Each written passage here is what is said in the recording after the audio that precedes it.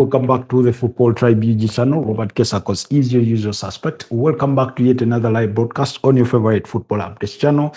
It's a pleasure to be back on this beautiful Tuesday morning. We are late, 40 minutes late. I promised to do better, but sometimes morning schedules do come up, and there's a lot of prep work to do here and there that got in the way. But apologies on that. And when I say prep work, I do not necessarily mean work for this channel, because I do run so many other things. So sometimes they get in the way doing things. Looks like I may need a personal assistant sooner or later, but until I can afford them, we'll have to do with what there is to offer. But I do promise to do better in terms of keeping time. Anyways, I hope you're doing well. Thank you so much for your engagement and your presence in last night's podcast, where we did talk about our lessons that we did learn from the weekend. Today morning, we'll be speaking about, Manchester United's Benjamin Sesko and the injury concern over his knee that he did suffer in that 2-2 draw against Tottenham Hotspurs. Are there reasons to be concerned? Is there any worry that Manchester United fans should have? And things like that. And then we'll also talk about Lisandro Martinez there for another Manchester United player who has been out quite injured for quite some time, pretty much like Arsenal's, Gabriel Jesus. He's also been out, I think, through an anterior cruciate ligament injury. So we'll be speaking about that. And among other things that will be coming your way this morning. But the broadcast in itself won't be as long. Because I have another schedule to run to. In just a bit. Allow me send a notification here. Let me call you back after my my broadcasts. So anyways, apologies on that. I needed to put that out of the way. Like I was saying, things sometimes tend to happen thick and fast, but and before you know it, they're out of the way. Today, the Uganda Cubs will be in action at 3:30 p.m. East African time against France in the Under-17 World Cup there that is ongoing in Qatar. So please, in case you have time, do not miss out on that podcast. It will be on FUFA TV. So do not miss out on it. In case you're interested in watching the Uganda Cubs play, the first team to represent Uganda at the international scene of the World Cup caliber in that regard, in as far as football is concerned. So do not miss out on that action. In case you are interested in catching it, of course, there's plenty of other things, but these are the final games of the group stages to determine those that do advance to the round of 32 as things stand. Now, like I told you last night, the round of 32 is a big shift from what we are customarily accustomed to in terms of the format or in terms of the size of these tournaments. Like you know that next year, the World Cup, apologies on that.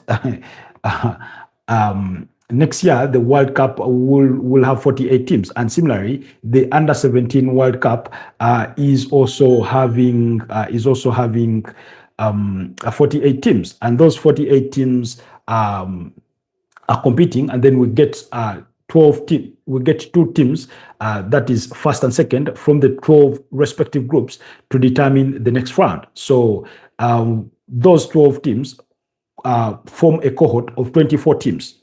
Now, then we go back in those respective 12 groups and find another group of 8 teams that have finished third best to determine the 32 that, to form the 32 that go to the round of 32. Now, when we go to the round of 32, it's a knockout competition. Whoever is beaten goes home, is sent packing, and then we go to the round of 16, the quarterfinals, the semifinals, and eventually the finals. So that's basically what you should be expecting in terms of the format of the World Cup.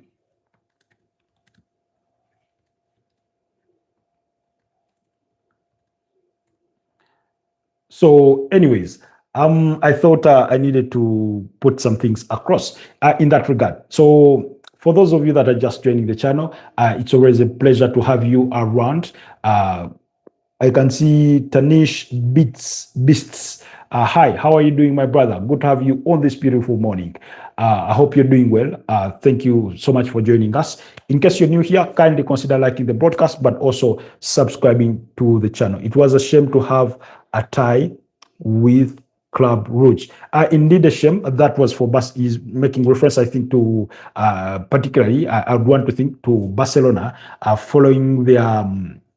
3-all draw against Club Brugge in the UEFA Champions League. That was midway last week. But anyway, they managed to bounce back to winning ways over the weekend in that 4-2 victory against Celta Vigo, which helped them close the gap in on Real Madrid, who faltered in their goalless draw against Rayo Vallecano. So it's beautiful that way. Anyways, still speaking of briefly about the Under 17 World Cup.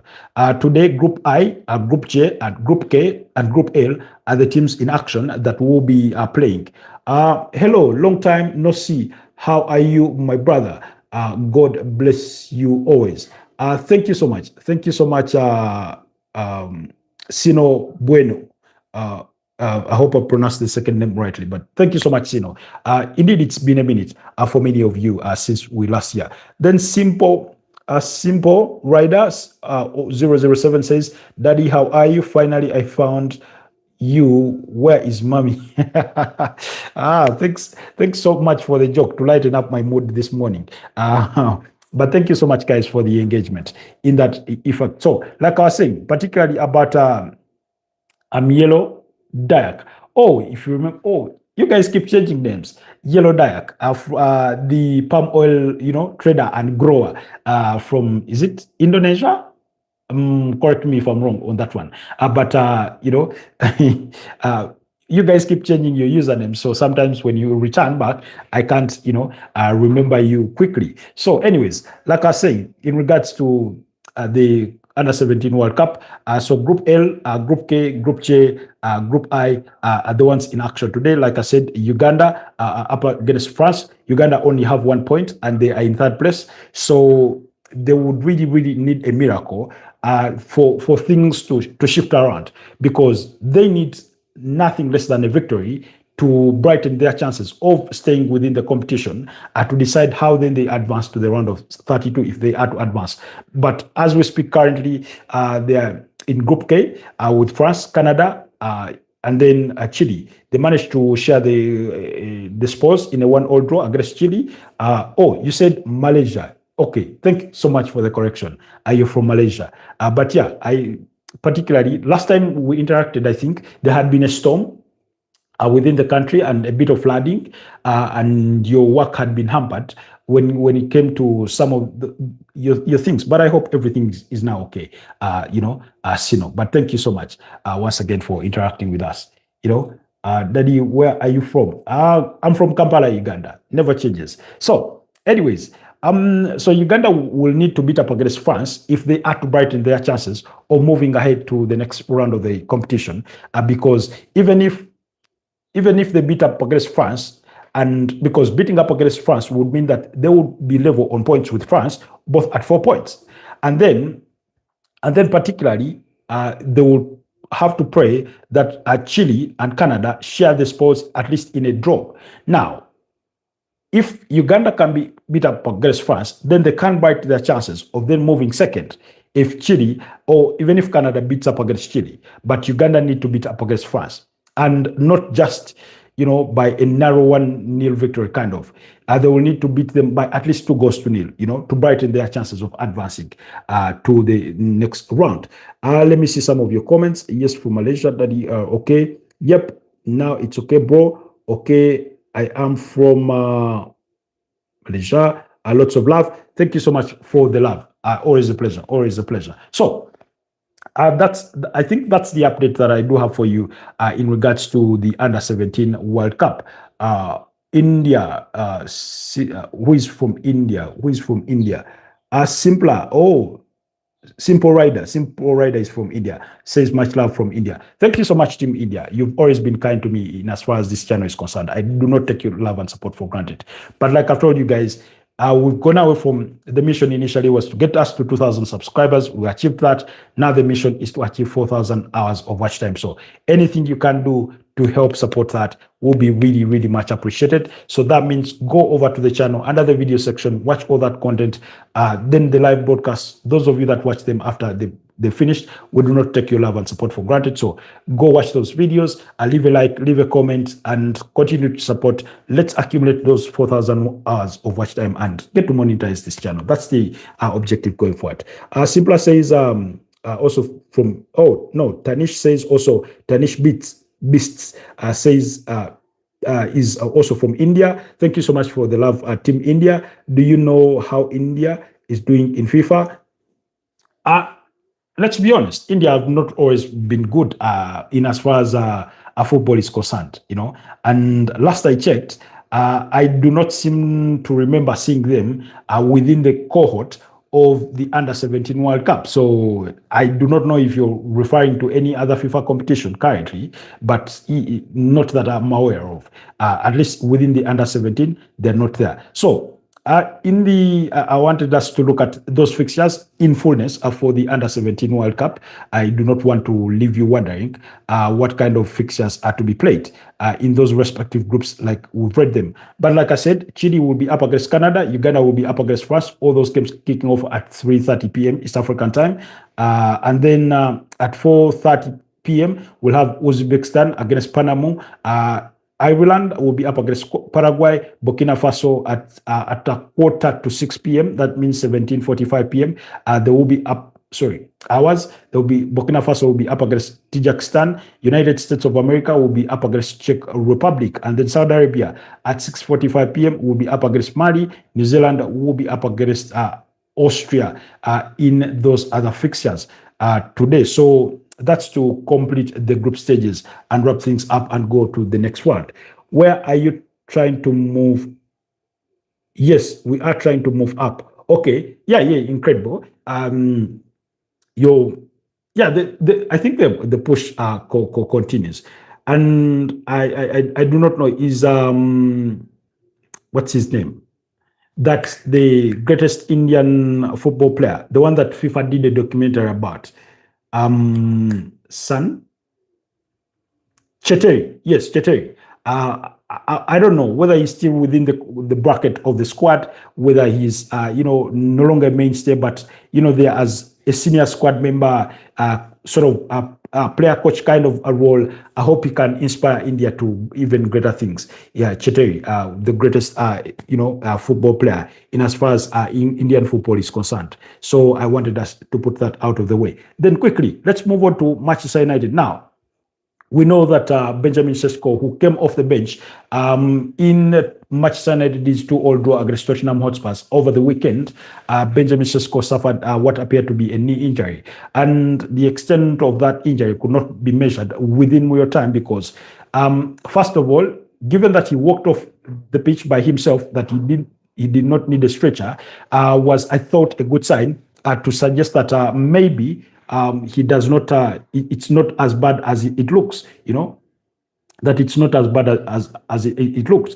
And that couldn't be any further from the truth in that regard, because what you did have, usually when a player is stretched off, that's when you're literally in alarm bells. And then if you see them on clutches in post-match, whether they're walking to their car or anything, you sort of fear for the worst. But none of those things did happen. He looked to walk by himself, and not quite easily. He had the limp, but according to earlier reports and according to the BBC Sport, they say that Manchester United have dismissed, any strong dangers or worries of Benjamin Sesko being away for a long time. Of course, he will miss Slovenia's crucial World Cup qualifiers, but club officials say that they think he hasn't suffered a major problem as first feared by some of the section of their fans.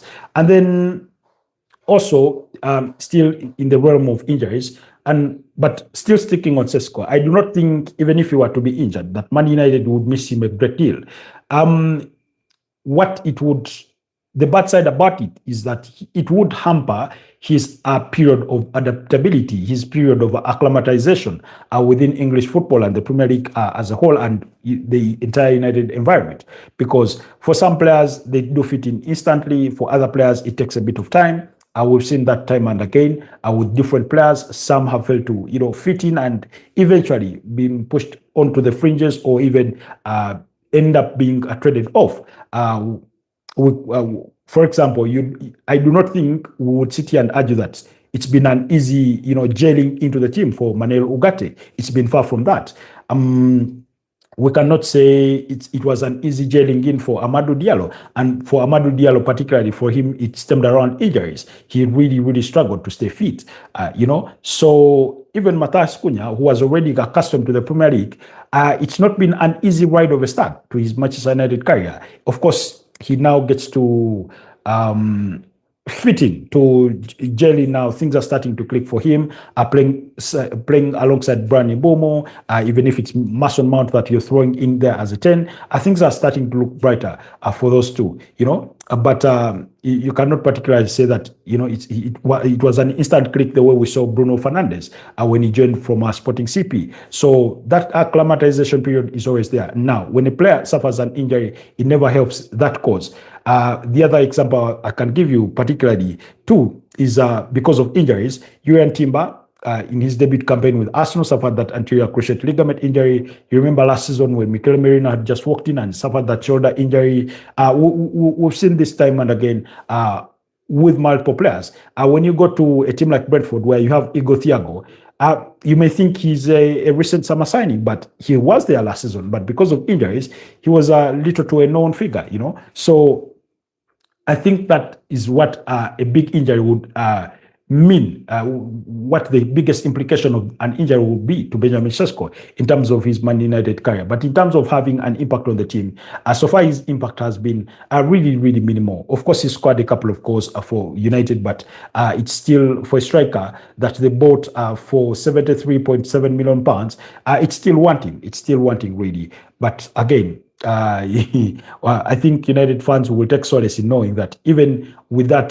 very little to no impact, he's still better than Alexander Isak, who joined Liverpool straight out of the Premier League to Newcastle, because equally for him, things are yet to happen. But anyways, sticking with Manchester United, still about injuries, the other player is Lisandro Martinez. Now we know he has also been out quite for a long period of time. I think dating far back to last year in December when he suffered his own knee injury. And he did return to full training, and Ruben Amorim said they were not going to rush him back into full fitness because they thought he will need time. There's no need to rush him. They will take time for him to, get back to full fitness before they can toss him into the thick and thin of the action that comes with Premier League football, because that's where Man United are playing predominantly. They have to wait until January for the FA Cup to come around for them to have another competition to participate in, having been knocked out at, I think, the second round of the EFL Cup at the hands of Grimsby Town, who were eventually knocked out at the fourth round. So, in that context, but Lisandro Martinez also did go away for international duty, surprisingly. He did join the Argentina camp, but he's not expected to play. They will be having a friendly match against Angola, but he's not expected to feature in that one. So no worries, Man United fans. I think it's all about him being around his fellow countrymen. Perhaps if he can chance himself in meeting a few family members here and there, anything to help him psychologically, because the one thing that oftentimes we football fans forget, and perhaps pundits or commentators or whichever way you want to categorize the different minders of football, is that when we talk about players and injuries, in terms of their absentia and their return, the one thing we oftentimes never discuss is what it impacts on them psychologically, which I believe is huge, because imagine a player being out for a period of 10 months, 9 months, 8 months without playing. And we're not talking about, a summer where, let's say, season ends in early May and then you're off for May,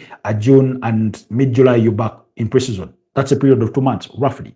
And that's basically rest. That's understandable. But watching your team play week in, week out, one of the things that I would want to believe that they struggle with is the idea that of watching a game and analyzing it and thinking, I think I would have been able to help my team in this kind of moment, in this kind of game, if I had been available. If you're a striker, you're thinking, maybe I could have scored the goal that wins us or 3 points. Maybe I could have scored the goal that wins us a point in this game. If you're a defender, maybe in that situation, I will be leading that team. Yo, Pedri, how are you doing, my brother? Good morning. Good to have you back on the channel. So usually for players, when it comes to injuries, that bit of a psychological part of it is one we tend to ignore, and yet it has a huge impact. For those of you that have chanced yourselves into watching documentaries or episodes of players talking about their injury spells with clubs, and they talk so much about the importance of family and the kinds of people that they surround themselves with. We know that injuries have put premature ends to people's careers. People like Jack Grealish. Sorry, not Jack Grealish. Jack Wilshere is one of those. When you go to a person like Carlos Cuesta, who is now the manager at Parma, formerly at Arsenal as an assistant, their careers came to a premature end because of injuries. You remember Alan Smith was at Man United at one point. So these things, unfortunately, do happen, that a very good prospect of a player has their future or their playing career cut short because of injuries. And sometimes it has to do with recurring injuries. Sometimes it has to do with how they cope with the psychological part of those injuries. How do they deal with it, being in that state for a very long period of time? You remember a point in time, for those of you that are regulars on this channel, when we got to discuss about Santi Cazorla, and when he suffered that ankle injury at Arsenal and underwent 5 different surgeries, and to a point where he was being told, you'll never play again. But I think he stuck with his belief, with his hope, with his faith that he would get to play again. And eventually, unfortunately for him, he part ways with Arsenal before representing them again post that ankle injury.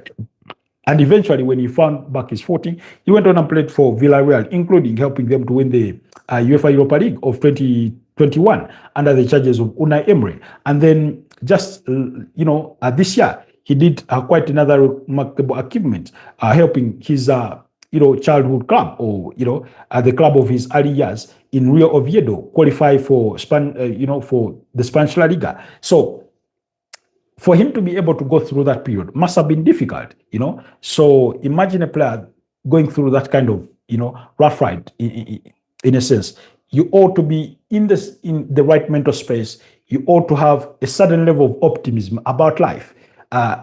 You ought to have a certain level of faith and hope within life itself for you to believe that you can come back from this and then get your career back on track. It's not always easy. You look at a player like Gavi. Gavi, he struggled with injuries. You look at a player like Ansu Fati, dubbed at one point the plausible replacement for Lionel Messi at Barcelona, and he suffered one injury after the other. Had to be pushed out on a couple of loan spells, including one at Brighton. Currently is on loan at Monaco, where he's finding back his footing. Now, at one point, you almost thought you're never going to see him reach his full potential because of injuries. Of course, we do not know what's going to happen in the future, but so far, things are looking so far so good during his spell at Monaco. You remember players like I think Ricky Puig, I don't know what happened to him, by the way. Pedri, if you're still with us, please let us know what happened to Ricky Puig, at Barcelona. So the point about injuries is that they're not easy to live with. For some players, they have short-term injuries, but are constantly recurring. So, for example, you look at Martin Odegaard this current season. He suffered 3 injuries and 2 shoulder injuries and a knee injury. So he comes back, plays 1 game, and actually he played 3 consecutive games. Sorry, he played 3 games consecutively where he was withdrawn in the first half due to injury. So, and the consecutiveness of those games is not within game after game, but I'm saying at every point of return, he went back to the sick bay, So at one point, it does creep in your mind: is am I that unlucky? Are things that bad for me? You can't help it think about it that way. And I particularly remember, okay, let's not even put it to that.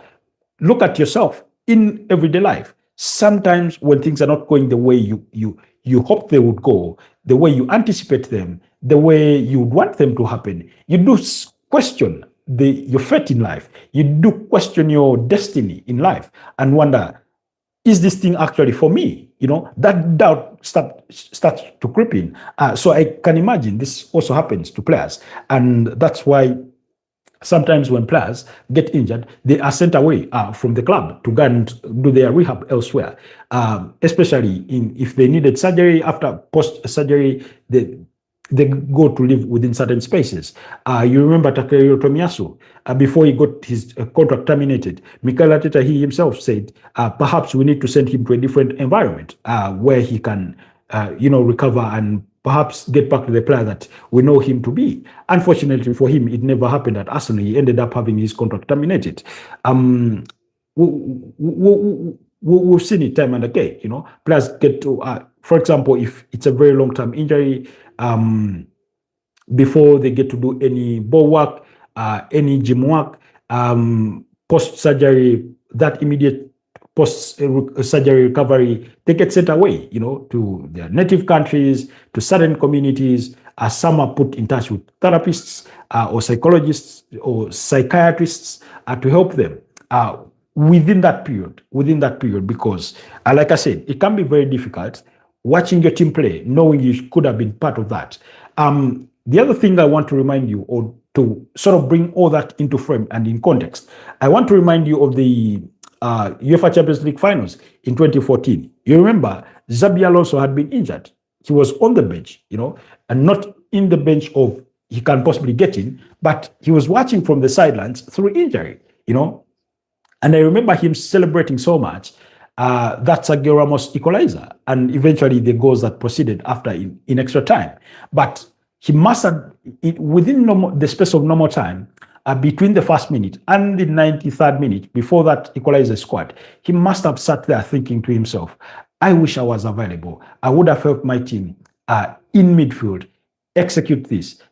I know that Atletico de Madrid are very defensively solid and are playing with a low block, but perhaps I could have helped my team with maybe that shot from distance that beats Jan Oblak. Maybe I could have played that long pass quick enough to find a Cristiano Ronaldo or Gareth Bale or Angel Di Maria, So he must have sat there thinking to himself, and had Real Madrid gone on to lose, those are the kinds of things that, impact you on the player. Let's go back to, I think, was it the 2018, again, UEFA Champions League final, when Sergio Ramos fouls Mohamed Salah, and he puts him out of the game, I think in as early as the 21st minute or 27, thereabout, before he's replaced by Adam Lallana.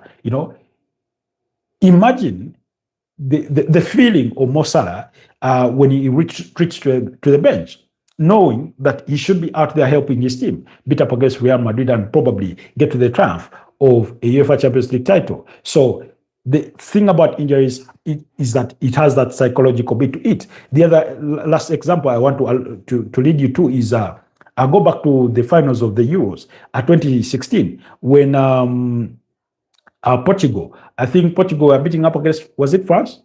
That goal scored by Eder, in that 1-0 victory. Not the best, not the prettiest, arguably the most boring episode of the Euros, but Portugal won that. And you remember Cristiano Ronaldo suffered an injury quite, early on in the game, and he had to be substituted off, and he watched the rest of the game on the bench.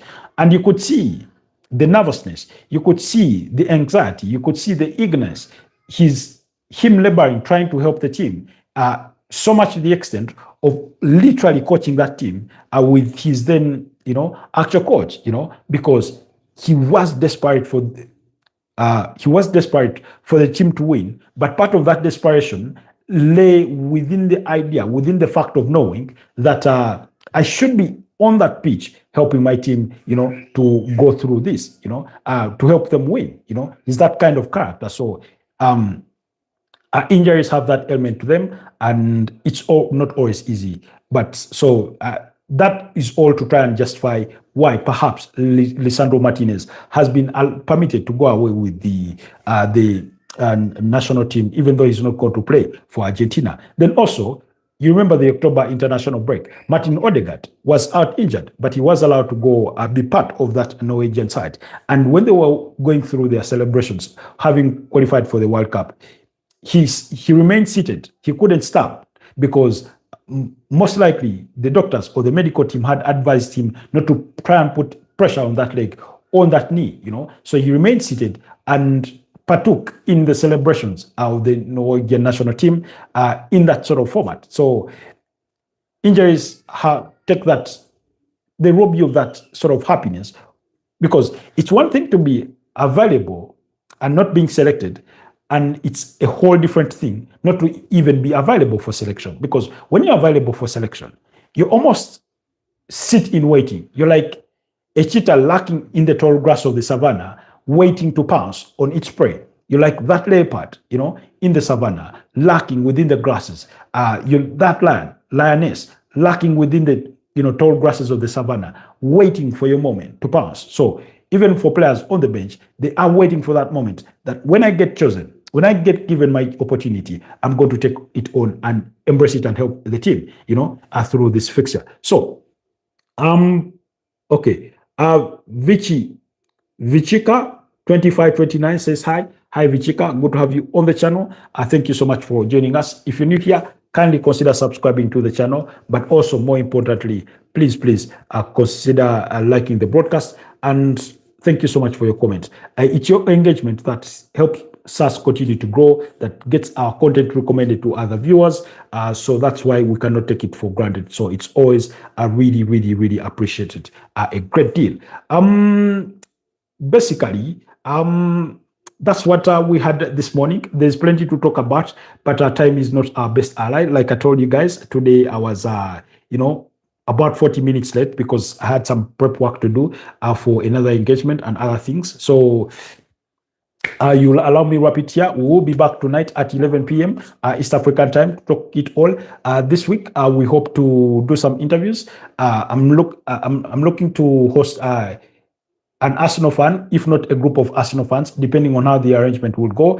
I'm looking to have another engagement with Aldrin Sobuga, the other KCCA and Liverpool fan, if all goes well this week. So, like I said, I'm trying to bring you the best that I can bring you in terms of, all conversations regarding football.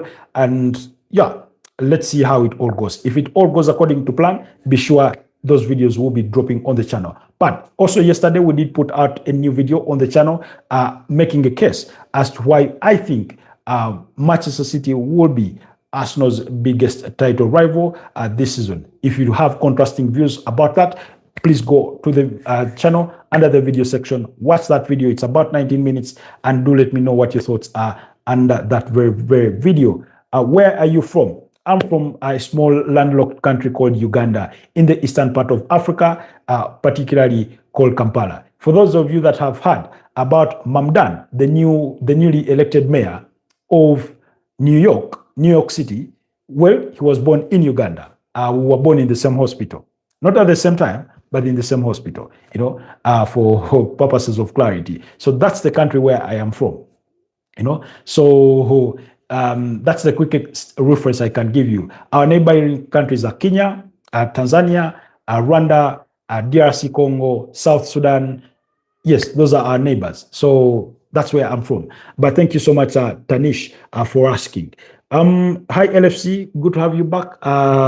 Always a pleasure, although you're a bit late for this one. You come at a point when we're literally almost signing out, but it's always a pleasure to see you around, my brother. Thank you so much for the continued love and support.